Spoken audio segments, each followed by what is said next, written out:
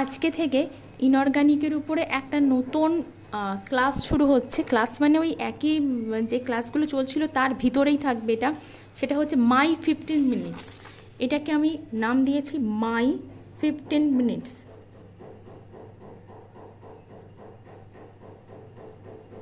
এই মাই 15 মিনিটসে কী হচ্ছে, এমনি যেরকম মানে আমরা ছোট ছোট করে টপিক ওয়াইজ যেরকম আমরা পড়ছিলাম সেরকমভাবে পড়বো, কিন্তু এছাড়াও এটা ইনঅর্গানিকের উপর সর্বপ্রথম শুরু হলো। যে টপিকগুলো আমাদের পড়ানো হয়ে গেছে বিগত দিনে, যেমন কেমিক্যাল বন্ডিং হয়ে গেছে, তার প্রশ্ন উত্তরও হয়ে গেছে। কেমিক্যাল পিরিয়ডিসিটিরও বেশ কিছু টপিক সাব টপিক আমাদের পড়া হয়ে গেছে। সেই সমস্ত টপিকগুলো থেকে প্রতিদিন আমরা মাই 15 মিনিটস, এই 15 মিনিট ধরে কিন্তু আমরা প্রশ্ন আনসার নিয়ে আলোচনা করব। যেমন আজকে আমরা বেশ 8 থেকে 9টা প্রশ্ন নিয়েছি, পুরোটাই কেমিক্যাল বন্ডিং থেকে। এটা একটা ক্রাশ টাইপের কোর্স বলা যেতে পারে। এই প্রতিটা প্রশ্নই কিন্তু অ্যাডভান্স লেভেলের। এই প্রতিটা প্রশ্নই এসএলএসটি এবং ফিজিক্যাল সায়েন্স বোথ যারা কেমিস্ট্রির জন্য প্রিপারেশন নিচ্ছে প্রত্যেকেই কিন্তু এটা দেখতে পারেন। বেশি কথা না বলে শুরু করব। এবার থেকে প্রতিদিন আপনাদের জন্য এই মাই 15 মিনিটসের মধ্যে আপনারা এই ধরনের প্রশ্ন উত্তর পেয়ে যাবেন। তাই সময় যদি নিজেদের হাতে ভীষণ কম থাকে তবুও কিন্তু প্রতিদিন এই মাই 15 মিনিটস কিন্তু মিস করবেন না। এটা শুধুমাত্র আপনার জন্য, আপনার 15 মিনিট, যেটা কেউ আপনার থেকে কেড়ে নিতে পারবে না। আর আমরা যদি প্রতিদিন এরকমভাবে 15 মিনিটসে, এটা যেহেতু প্রথম ভিডিও সেই জন্য একটু কথা বলতে হচ্ছে, প্রতিদিন যদি আমরা এরকম 2 থেকে 3টে যদি 15 মিনিটস করতে পারি, আমি না হলে একটা করে থাকবেই, তাহলে সেখানে যদি আমি অন্তত 6টাও প্রশ্ন করতে পারি, তাহলে মাসের শেষে দেখুন আপনার প্রায় 3 6 18 180টা প্রশ্ন কিন্তু রেডি হয়ে যাচ্ছে। সুতরাং আপনি কিন্তু এরপরে এসএসসি হলে আপনি কিন্তু বিনা প্রিপারেশনে, কোনো রকম প্রিপারেশন ছাড়াই শুধুমাত্র মাই 15 মিনিটসের দ্বারাই কিন্তু আপনি কিন্তু পাশ করে বেরিয়ে আসতে পারবেন, এইটুকু গ্যারান্টি আমি দিতে পারি। ঠিক আছে, শুরু করি আমরা। আমাদের প্রথম প্রশ্ন নিয়েছি আমরা মাই 15 মিনিটসের প্রথম প্রশ্ন পড়ে নেব। The maximum number of 90 degree angles between bond pair of electrons is observed in। বেশ কিছু হাইব্রিডাইজেশন দেওয়া হয়েছে, sp3d2 দেওয়া হয়েছে, sp3d দেওয়া হয়েছে আর dsp3। আমরা দেখেই বুঝতে পারছি এখানে এই যে sp3d2 যেটা দেওয়া হয়েছে, সেই sp3d2 মানে কি? অবশ্যই সেটা অক্টাহেড্রাল জিওমেট্রিকে রিপ্রেজেন্ট করে। sp3d2 মানে অক্টাহেড্রাল, তাই তো? dsp3 মানে সবসময় সে dsp3 tbp ট্রাইগোনাল বাইপিরামিড। আর যখন dsp3 তখন সেটা স্কোয়ার প্ল্যানার জিওমেট্রিকে কিন্তু রিপ্রেজেন্ট করে, মানে এটা হচ্ছে ইনার অরবিটাল, যেটা সেই জিওমেট্রিটাকে রিপ্রেজেন্ট করে। আমরা অবশ্যই উত্তর এখানে অক্টাহেড্রাল হবে, কিন্তু অক্টাহেড্রালেই যে বেশি 90 ডিগ্রি বন্ড ফর্ম করে সেটা আপনি কেন বিশ্বাস করবেন? অক্টাহেড্রালের আমি ছবিটা এঁকে দিই, জিওমেট্রি।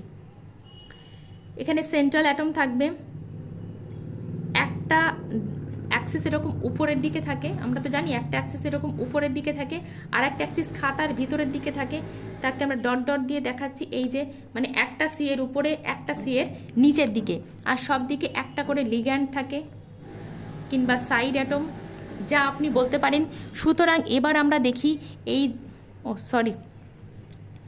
এই যে উপরে যদি একটা এরকম বন্ড দাঁড়িয়ে থাকে, তাহলে এ কিন্তু এর সঙ্গে এই লিগ্যান্ডটার সঙ্গে কিন্তু একটা 90 ডিগ্রি বন্ড ফর্ম করে, এর সঙ্গে একটা 90 ডিগ্রি, এর সঙ্গে 90 ডিগ্রি এবং এর সঙ্গে 90 ডিগ্রি। তাহলে উপরে দেখুন 4টে 90 ডিগ্রি বন্ড ফর্ম করে যাচ্ছে, একইভাবে নিচেই 4টে 90 ডিগ্রি বন্ড ফর্ম করে। মোট তাহলে হয়ে গেল 8টা 90 ডিগ্রি বন্ড, মোট হয়ে গেল 8টা 90 ডিগ্রি বন্ড। এবার যদি আমি এই দুটোকেই, উপরে এবং নিচে দুটোকে ছেড়ে দিই, উপরে এবং নিচের এল দুটোকে ছেড়ে দিই, তাহলে এই যে অ্যাঙ্গেলটা, এটাও 90 ডিগ্রি, এই অ্যাঙ্গেলটাও 90 ডিগ্রি, এটাও 90 ডিগ্রি, এটাও 90 ডিগ্রি। কারণ কার্বনের সব দিকটা হওয়া উচিত, সবটা মিলিয়ে হওয়া উচিত 360 ডিগ্রি। তাহলে 4টে বন্ড রয়েছে, তাহলে 4 দিয়ে যদি আমি ভাগ করে দিই 360কে, তাহলে 90 ডিগ্রি হয়। সুতরাং আরও 4টে 90 ডিগ্রি অ্যাঙ্গেল, তাহলে মোট হয়ে গেল 12টা 90 ডিগ্রি অ্যাঙ্গেল। সুতরাং কিন্তু অক্টাহেড্রালের ক্ষেত্রে সব থেকে বেশি থাকে 12টা 90 ডিগ্রি অ্যাঙ্গেল। এটাই হয়ে যাবে কিন্তু আমার উত্তর। এবার আমি এর ক্ষেত্রে কেন হলো না, এর ক্ষেত্রেও আমি টিবিপির ছবিটা আঁকবো। সেন্ট্রাল অ্যাটম থাকে, উপরে একটা থাকে, একইভাবে নিচের দিকে একটা। এর ক্ষেত্রে দেখুন উপরের দিকে এই একইভাবে যদি আমি দেখি, তাহলে 3টের সঙ্গে 90 ডিগ্রি বন্ড ফর্ম করে, নিচেও 3টের সঙ্গে, মোট তাহলে হয়ে গেল 6টার সঙ্গে 90 ডিগ্রি বন্ড ফর্ম করছে। আর এই অ্যাঙ্গেলগুলো কিন্তু সি এর চতুর্দিকে যদি 360 হয় তাহলে 3টে বন্ড 3 দিয়ে যদি ভাগ করি আমরা 360কে, সেক্ষেত্রে কিন্তু 120 হয়ে যায়। তাই কিন্তু এর ক্ষেত্রে কিন্তু 6টা 90 ডিগ্রি অ্যাঙ্গেল হয়। আর এই যে সোজাসুজি সেটা তো 180 ডিগ্রি আমরা জানি। সুতরাং এর ক্ষেত্রে 12টা 90 ডিগ্রি অ্যাঙ্গেল হয় অক্টাহেড্রাল, আর এর ক্ষেত্রে 6টা। তাই উত্তর আমাদের হয়ে যাচ্ছে কিন্তু sp3d2। এটা কিন্তু অক্টাহেড্রাল জিওমেট্রি। এটা যদি কারোর বুঝতেও অসুবিধা হয়ে থাকে, চোখ বন্ধ করে সে কিন্তু sp3d2তে এরকম কেসে উত্তর দিয়ে আসতে হবে। 5 মিনিট আমাদের অলরেডি হয়ে গেছে। আমরা এবার চলে যাব 2 নম্বর প্রশ্নে। 2 নম্বর প্রশ্নটা একটুখানি পড়ে নেব। The state of hybridization of boron and oxygen atoms in boric acid are respectively. আমাকে জিজ্ঞাসা করা হয়েছে বোরিক অ্যাসিডে হাইড্রোজেন না বোরন এবং অক্সিজেনের কিন্তু হাইব্রিডাইজেশনটা কি।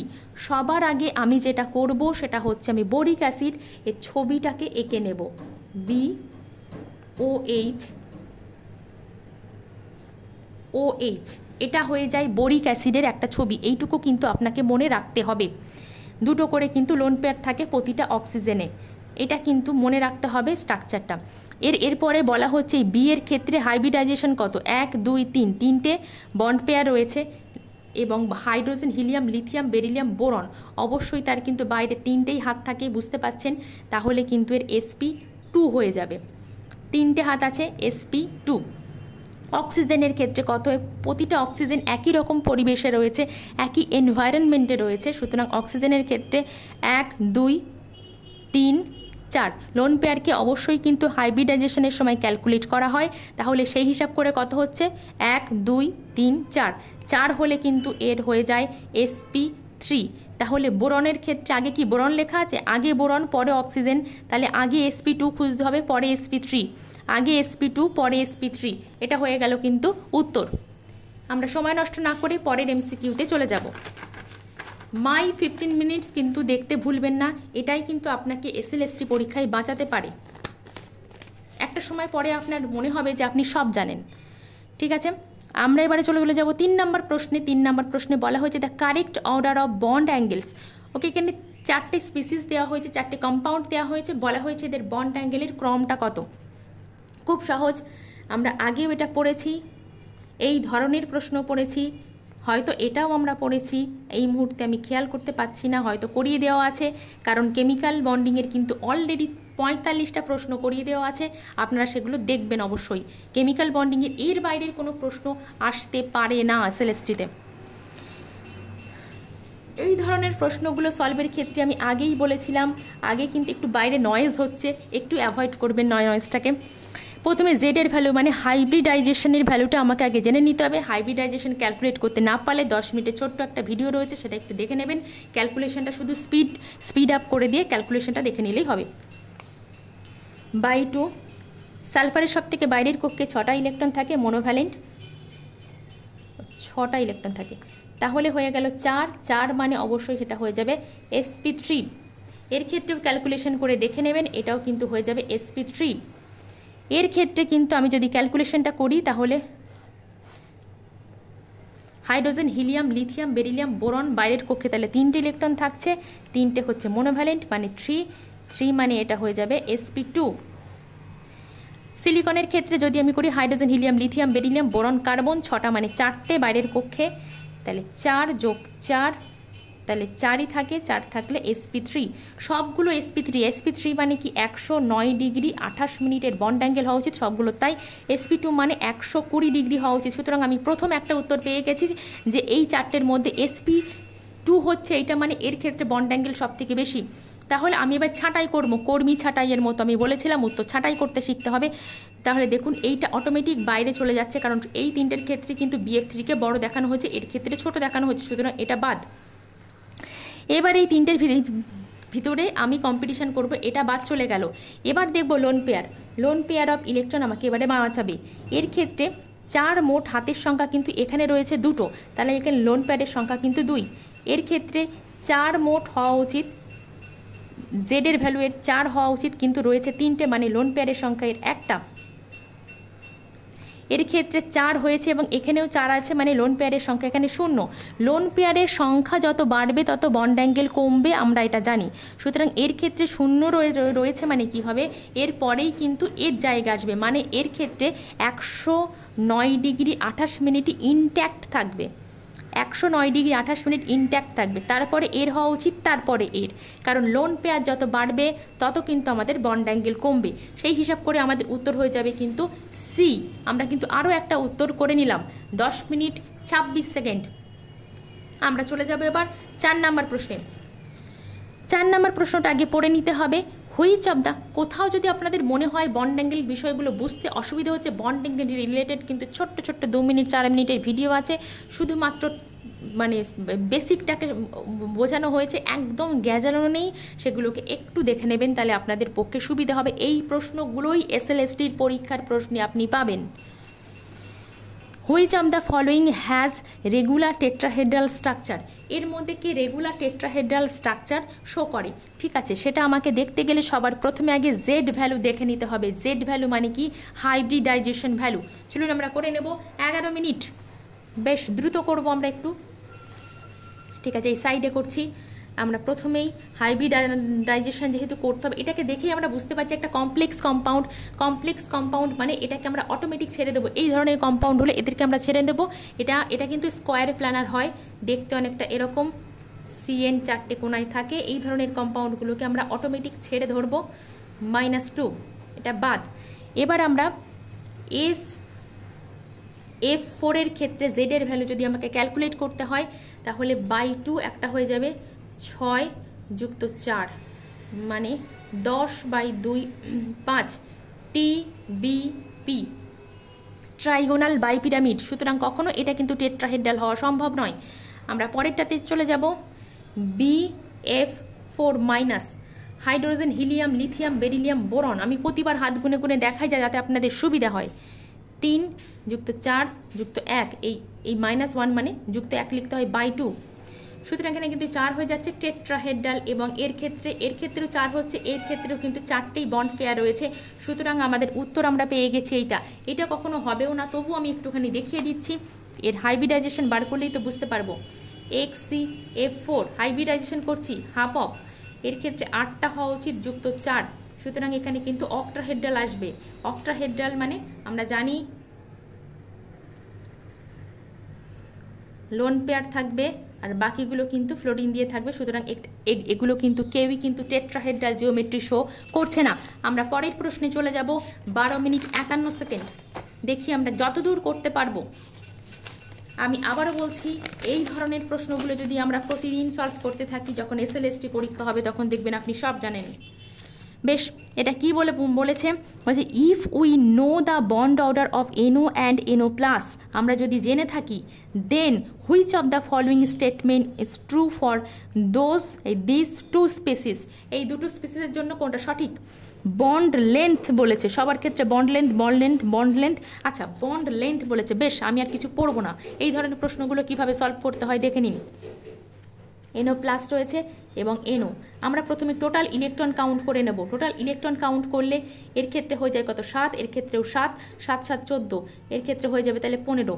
তাহলে বন্ড অর্ডার কী হবে এরপরে? বন্ড অর্ডার আমাদের জানা আছে, না জানলে টোটাল ইলেকট্রনের রেসপেক্টে বন্ড অর্ডার কত হয়, ছোট্ট একটা 2 মিনিটের ভিডিও আছে, একটু দেখে আসবেন।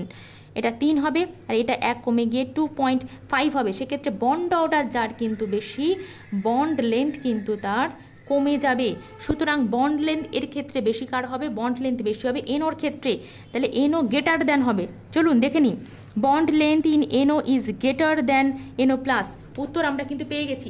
অনেক ক্ষেত্রে কি হয়, এত বড় একটা প্রশ্ন, ও বাবা আমি কি করে করব, এই টেনশানে কিন্তু করা হয় না। কিন্তু দেখুন এর উত্তরটাই কিন্তু সবথেকে সহজ ছিল।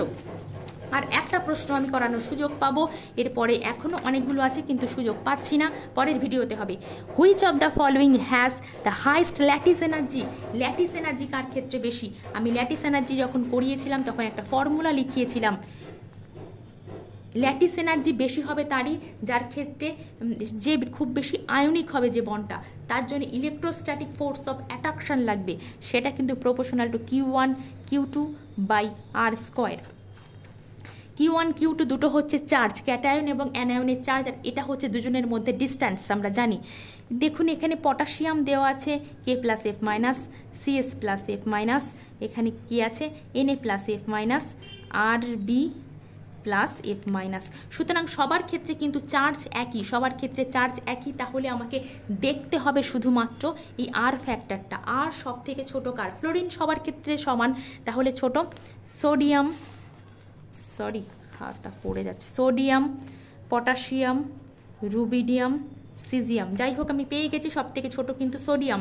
সব থেকে ছোটো যে, তাহলে তার ক্ষেত্রে ফোর্স অফ অ্যাট্রাকশান খুব বেশি হবে, তাহলে তার ক্ষেত্রে ল্যাটিস এনার্জি বেশি। আমি উত্তর পেয়ে গেছি কিন্তু সোডিয়াম ফ্লুরাইড। আমারও 15 মিনিট 36 কি 37 সেকেন্ড এরকম হয়ে গেছে। এই ভিডিওটা এখানেই শেষ করছি। মাই 15 মিনিটস একমাত্র আপনাকে বাঁচাতে পারে, তাই মাই 15 মিনিটস দেখতে একদম ভুলবেন না।